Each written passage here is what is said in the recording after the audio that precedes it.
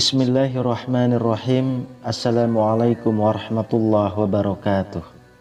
Syukur alhamdulillah kita bisa berjumpa lagi di channel ini. Sholawat dan salam selalu dan tetap tercurahkan kepada junjungan kita Nabi besar Muhammad sallallahu alaihi wasallam. Allahumma sholli ala sayyidina Muhammad wa ala ali sayyidina Muhammad. Harapan dan doa saya semoga saudaraku semuanya selalu diberikan kesehatan, dilapangkan rezekinya, diampuni dosa-dosanya, dan dipanjangkan umurnya. Amin ya rabbal alamin. Sahabat beriman yang dirahmati Allah, bacaan dalam sholat itu semuanya menggunakan bahasa Arab. Banyak umat Islam berasal dari berbagai penjuru dunia dan tak semua bisa berbahasa Arab.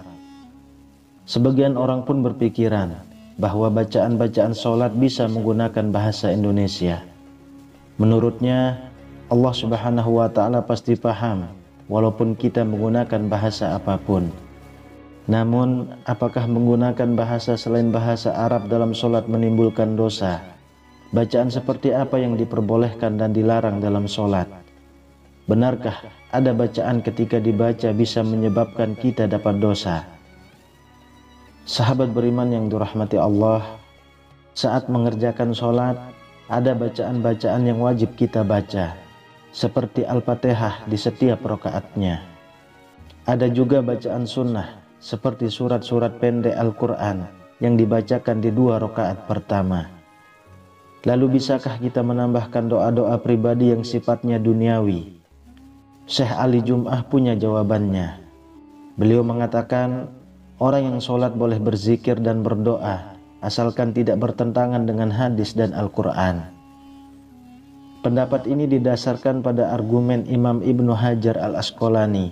Beliau berkata, Imam Ibnu Hajar dalam Fathul Bari saat menjelaskan sabda Nabi mengenai doa yang dibaca setelah tasyahud. Kemudian orang itu dipersilahkan berdoa dengan sesuatu yang mengagumkan dirinya, dan orang itu pun berdoa. Berdoa memohon untuk kebaikan duniawi boleh-boleh saja. Doa-doa yang bersifat duniawi, misalnya dilancarkan rezekinya, segera bertemu jodohnya, atau meminta keturunan, itu boleh dilakukan. Hal ini juga dibenarkan oleh Imam Al-Baji dalam Al-Muntaqa Syarah Al-Muwatta. Beliau berkata, hal ini sebagaimana Imam Malik berkata, tidak masalah berdoa dalam sholat maktubah dan lainnya dengan bentuk doa sesuai yang dikehendaki, baik berupa doa ukhrawi ataupun duniawi, baik yang sesuai dengan doa dari Al-Quran ataupun mengarang sendiri. Fenomena menambahkan bacaan dalam sholat pernah dilakukan oleh Ibnu Umar. Dalam kalimat syahadat, Ibnu Umar berkata, saya tambahkan bacaan wahdahu la syarikalah wa ashhadu anna Muhammadan abduhu wa rasuluh. Tidak ada sekutu baginya dan aku bersaksi bahwa Muhammad adalah Rasulullah. Kita mungkin sudah melakukan sholat selama puluhan tahun, tapi ternyata ada fakta penting yang harus kita ketahui mengenai surat-surat yang dibaca setelah Al-Fatihah. Dalam sholat, selama ini mungkin kita terbiasa membaca surat-surat pendek tanpa memperhatikan urutannya.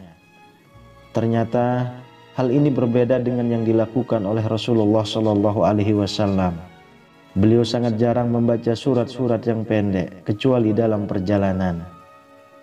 Saat sholat subuh, Rasulullah Shallallahu Alaihi Wasallam terbiasa membaca surat Qaf pada rakaat pertama dan surat Ar-Rum pada rakaat kedua.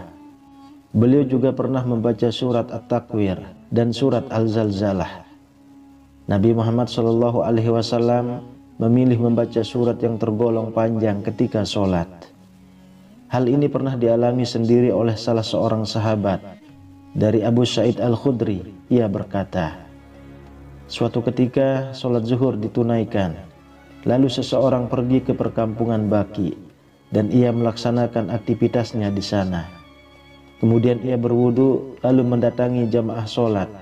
Dan Rasulullah Shallallahu Alaihi Wasallam masih berada pada rakaat pertama karena saking panjangnya apa yang beliau baca.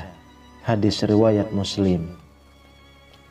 Selain itu, Rasulullah Shallallahu Alaihi Wasallam memilih surat secara berurutan.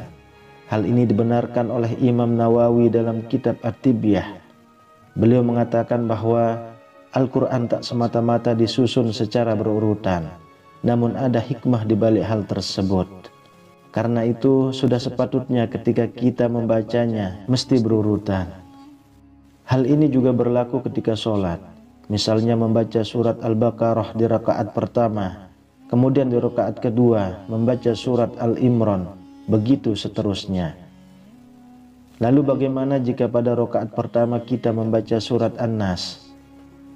Imam Nawawi meriwayatkan bahwa sebagian ulama mengatakan setelah membaca surat An-Nas dilanjut dengan surat Al-Baqarah pada rakaat kedua.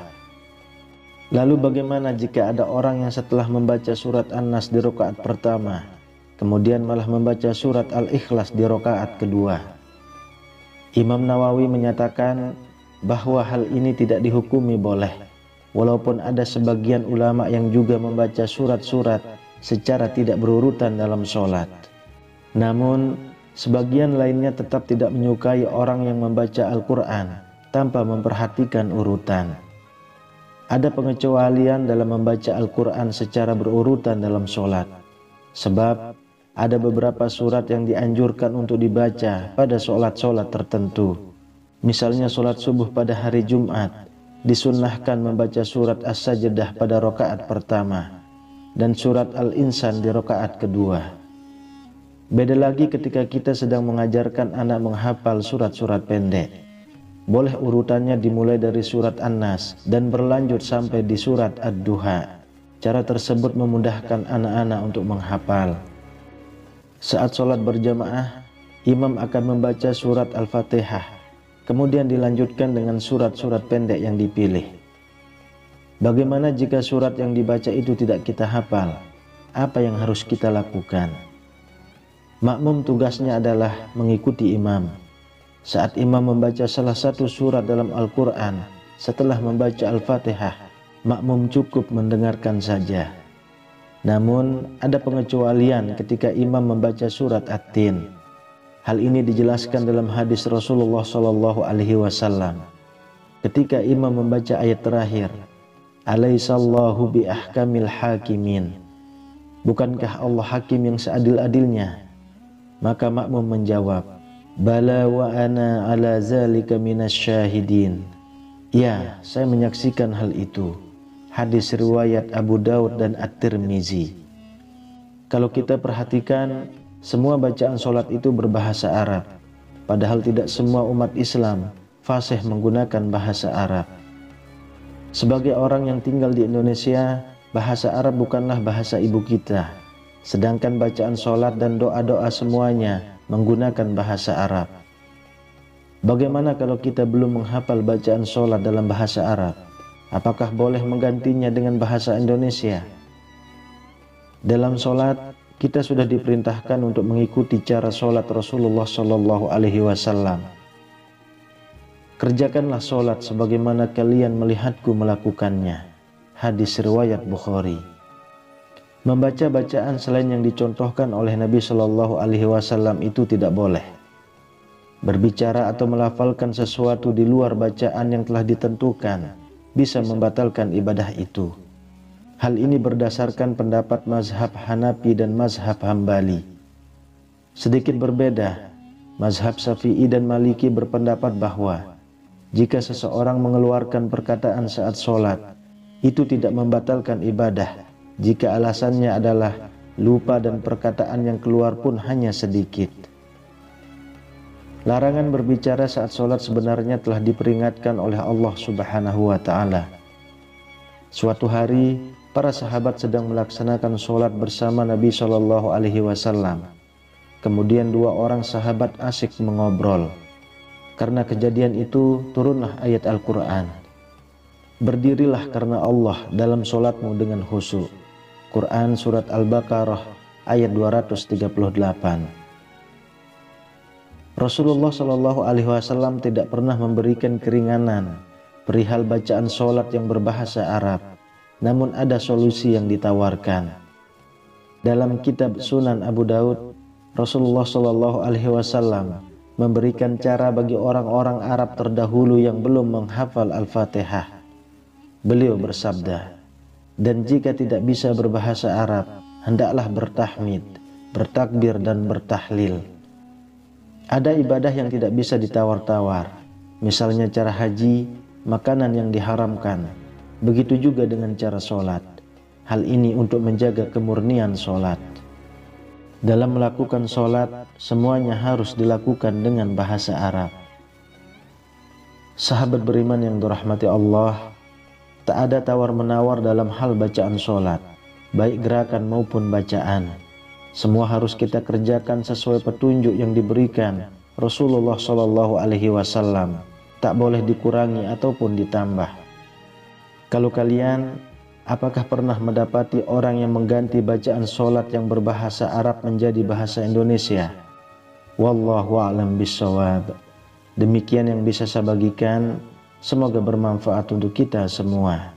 Amin ya rabbal alamin. Assalamualaikum warahmatullahi wabarakatuh.